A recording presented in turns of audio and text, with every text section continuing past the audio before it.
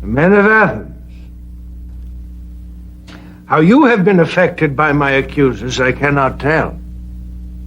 I know they almost made me forget who I am. Of the many falsehoods told by them, one amazed me, saying that you should be on guard against my eloquence. If by eloquence they mean truth, then I'm eloquent.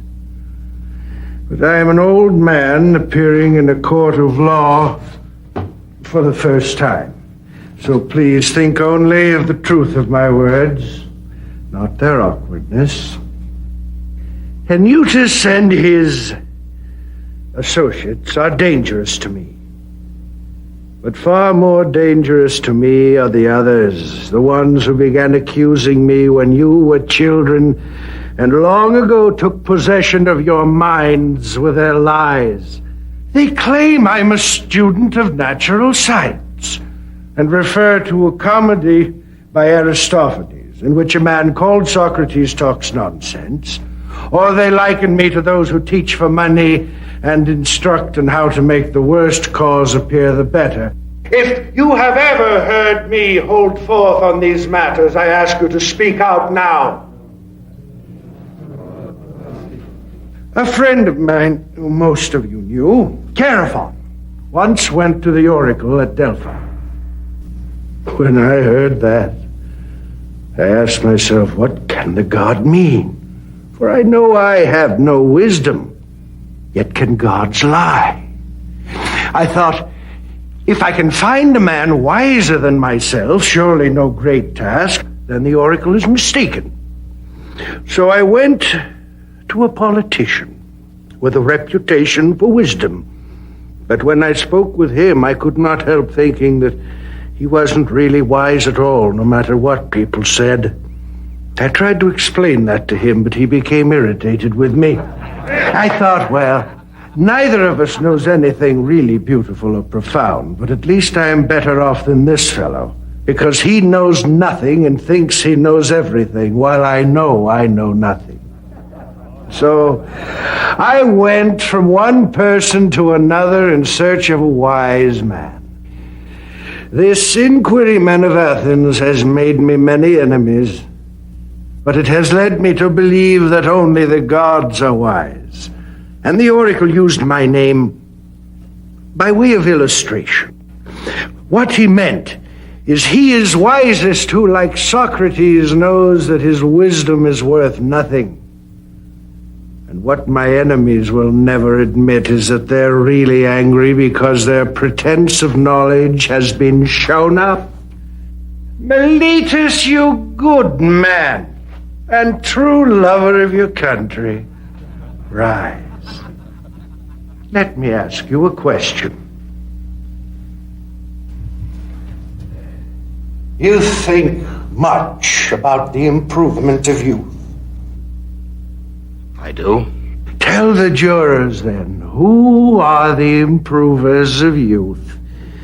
You must know, since you've taken the pains to discover their corrupter. The laws improve youth.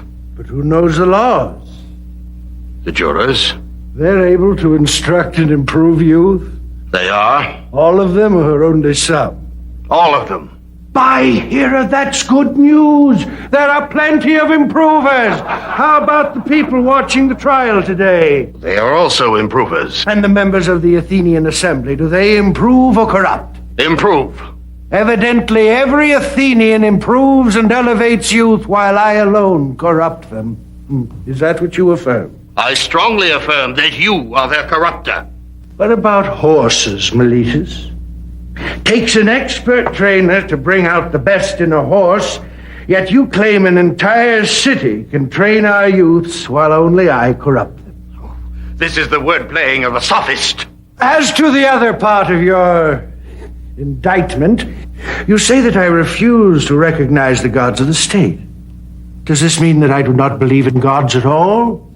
That I'm an atheist? I assure you, jurors, he believes in no gods whatsoever.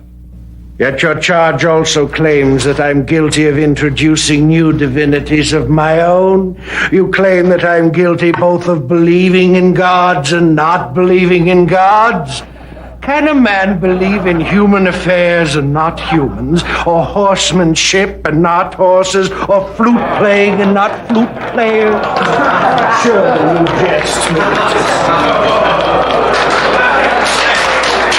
I've said enough in answering Miletus's charges. Yet I know too well the enmities I have incurred, and these will be my destruction. Not Miletus or Anytus, but men of Athens, know this. No greater good has happened to the state than my service to the god. For I do nothing but to go about persuading each of you, old and young alike, not to take thought about your person or property, but first to take care about the improvement of your soul. Think of the state as of a great horse, slow to move because of its size. I am the gadfly sent by the gods to sting the horse into action. All day long, in all places, I am fastening upon you, arousing, persuading, and reproaching you. And for this service, I have never sought payment from any of you. I have sufficient witness to the truth of that. My poverty. Well then, men of Athens, this is my defense. Perhaps there are some who expect me to bring my wife and children to pray and entreat and sob before you, as is so often done in our trials. But I feel that to do this would bring dishonor to me and you and the state. There's something wrong in asking a favor of a juror, for his duty is not to make a present of justice, but to deliver judgment. And this judgment is to be given not according to his pleasure, but according to the law. And so, to you and to the gods, I commit my cause to be determined by you as is best for me and for you. This is the time to cast your vote for guilt or acquittal. For those serving for the first time, the pierced disc stands for guilt. The solid one for innocence. A simple majority of the 501 votes cast is sufficient for conviction or acquittal. We will begin the vote now.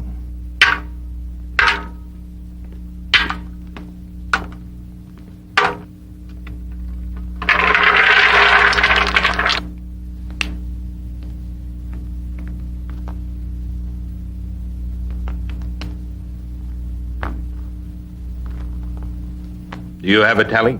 I do. Do you swear it is true and accurate? I so swear. What is the count?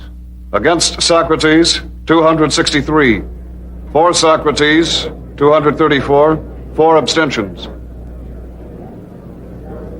Socrates, son of Sophronicus, you stand convicted.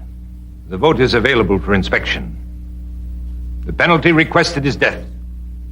At this time, the convicted has the opportunity to suggest an alternate penalty. The actual penalty will be determined by another vote. There are many reasons, men of Athens, why I am not grieved at the vote. I expected it. I am surprised it was so close. Had about 30 votes gone over to the other side, I would have been acquitted. My accusers propose death as a penalty. And what shall I propose, men of Athens? What would be a suitable return to a poor man who is your benefactor and who desires leisure so that he can instruct you? There can be no reward more fitting than meals and a pension. A reward he deserves far more than the citizen who's won a chariot race at the Olympia. Perhaps you think I'm defying you in what I say? This is not so. I speak thus because I'm convinced that I've never intentionally harmed anyone. Why should I then suggest a penalty that would harm me? What shall I say? Imprisonment? Why should I languish in prison? A fine. I would still have to lie in prison because I have no money. Exile. I would be blinded by love of life if I expected that when you, my fellow citizens, cannot stand my words, that strangers would be likely to endure them. There are some who will say, yes, Socrates, but can't you hold your tongue? Then you could go to a foreign city and no one would interfere with you. I'll have trouble making you understand my answer to this. For if I tell you that to hold my tongue would be disobedience to the gods, you wouldn't believe I'm serious. And if I tell you that daily conversation about virtue and the other things I talk about is a great benefit to mankind, you'd be still less likely to believe me. And if I declare that the unexamined life is not worth living, then you would certainly laugh. Yet what I say is so. I'm not accustomed to the thought that I deserve punishment. However, I will propose a fine in proportion to my lack of money. I can afford 1 mina, therefore I propose that amount. 30 minae! My friends here, Plato, Crito, Critobulus, and Apollodorus, ask me to say 30 minae and they will guarantee the money. 30 minae! You will now vote on the penalty. The accusers ask for death.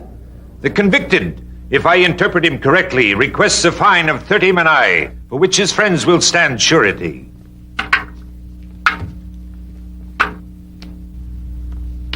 You have a tally. I do. Do you swear it is true and accurate? I swear. What is the count? For death, 340. For the fine, 160. 1 abstention. The vote is available for inspection. Socrates, son of Sophronicus, the penalty for the crimes of which you stand convicted is death.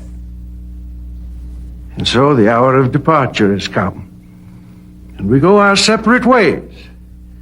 I to die and you to live.